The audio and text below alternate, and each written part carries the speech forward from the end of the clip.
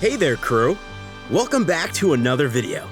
Today, we're heading back once again. But not with giant robots, not with Dynasty Warriors yet, and not with Sonic. No, today, we're going back to the Wii, that little white box that somehow ended up in nearly every household on the planet. The one responsible for Wii Sports injuries, awkward family game nights, and enough plastic shovelware to fill a landfill. But tucked between the bargain bin fodder and Nintendo's heavy hitters were these hidden gems. Games that, at the time, you might not have expected much from, but ended up being surprisingly ambitious. And for me, one of those games was based on one of my all-time favorite manga and anime series. That's right. Today, we're setting sail with the Straw Hat Pirates in their first true 3D Wii adventure, One Piece Unlimited Adventure. The first in a trilogy. This wasn't just a greatest hits rehash of anime arcs. It dared to tell its own story, with original characters designed by Eiichiro Oda himself. It wasn't recycled One Piece. It was something bold and new, made for fans, but approachable for anyone willing to dive in. So, without further ado, let's get to it. One Piece Unlimited Adventure! Released in 2007 in Japan and 2008 in North America, Unlimited Adventure was developed by Ganbarion, the same studio behind Grand Battle and Gigant Battle. But unlike those fighters, this leaned into an exploration and RPG-like progression, creating something that felt like an action-adventure first and a licensed tie-in second. That alone made it stand out in a sea of anime games that usually played it safe. The story kicks off aboard the Thousand Sunny. The crew's in high spirits but starving. Well, you see, because Luffy ate all the food during an overnight contest. So in typical Nami punishment, Luffy, Usopp, and Chopper are forced to go fishing. But of course, Luffy doesn't really know how to patiently fish. He just wildly starts tossing his line overboard. Instead of a fish, though, he pulls up a glowing blue orb. It hums with energy, and when Luffy makes a wish for an island to explore, it literally reshapes the ocean, raising a mysterious new land right in front of them. The Sunny crashes ashore, the crew is scattered, and just like that, your adventure begins. You start off as Luffy, easing into the controls. Running, jumping, sprinting by double tapping the C button, all standard fare. Then the story starts kicking off immediately, as you bump into a bizarre hammer-wielding rabbit? It slams into Luffy and triggers the very first flashback cutscene of the game, giving newcomers a quick look at Straw Hat's past and teasing a mysterious old man tied to the orb. But before you can think too much about it, the Navy attacks, and that's when combat comes into play. On the surface, it looks simple. Lock on, mash combos with A, throw in a dash or jump attack, and of course, waggle the Wiimote for a flashy move. But the depth comes from progression. Every attack has its own level. The more you use a move, the stronger it gets, and new finishers unlock as you climb higher. Over time, dash attacks evolve into powerful charges, air attacks could sometimes be held for stronger effects, and your whole kit grows with you. It's grindy, but satisfying, because you feel your Straw Hats truly getting stronger. Not long after this fight, you reunite with Usopp, Chopper, and Nami. The orb reacts, showing flashbacks of when each of them had joined the crew. And you finally unlock the character swapping mechanic. Press the minus button on the Wii remote and you can switch to anyone you've recruited. Usopp's long-range sniping, Chopper's transformations, Nami's climate tactics, everyone plays differently. And everyone benefits from the same attack level system. It encourages experimenting instead of just sticking to Luffy. But my problem was I only really played Sanji and he was kind of like a tank compared to everyone else. But that's besides the point. The first big milestone comes when you solve a puzzle with coconuts. And face your first boss, Captain Smoker. Compared to everything before him, he's a wall. He forces you to dodge, swap, and manage your abilities properly. Beating him rewards you with some key crafting materials. and your first step into the game's deeper systems. And that's when Unlimited Adventure really clicks. The island is split into unique regions, each with its own atmosphere.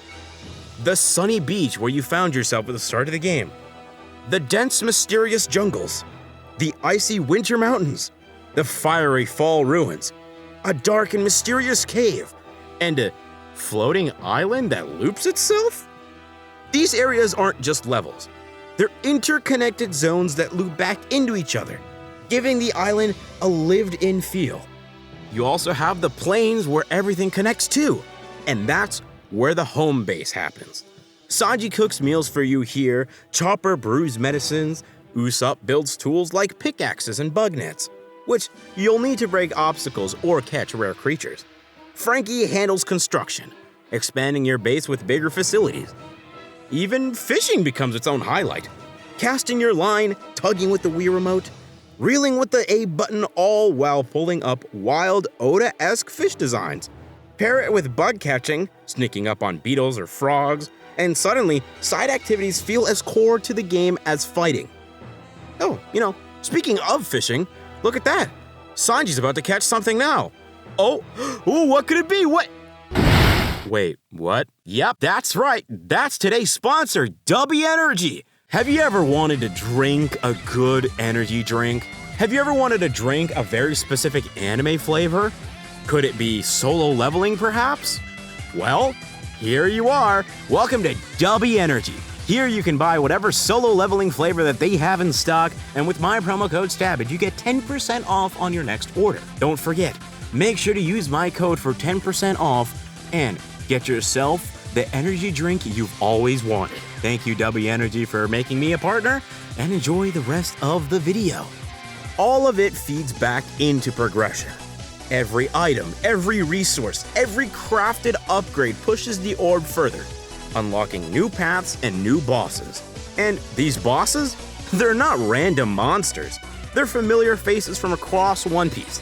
You got guys like Mihawk, Enel, Kaku, Crocodile. Dude, even Shanks shows up. And this is before he started doing stuff. Each fight is a milestone. Testing your mastery while also acting as a love letter to the series. Some even hide as optional challenges, rewarding the most dedicated players with rare drops. This all ties in the story of Popera, that little rabbit we met at the very beginning of the game. Through flashbacks and monuments, we learn the island was once home to a great civilization. Popera was created by a sage to be its guardian. But when outsiders grew too interested in the orb, the people demanded Popera be remade as a weapon. The sage refused. The orb was stolen, corrupted, and used to create a monstrous guardian god that destroyed the island. The sage sacrificed himself to seal it away, leaving Popera to keep watch in sorrow for over 1,000 years.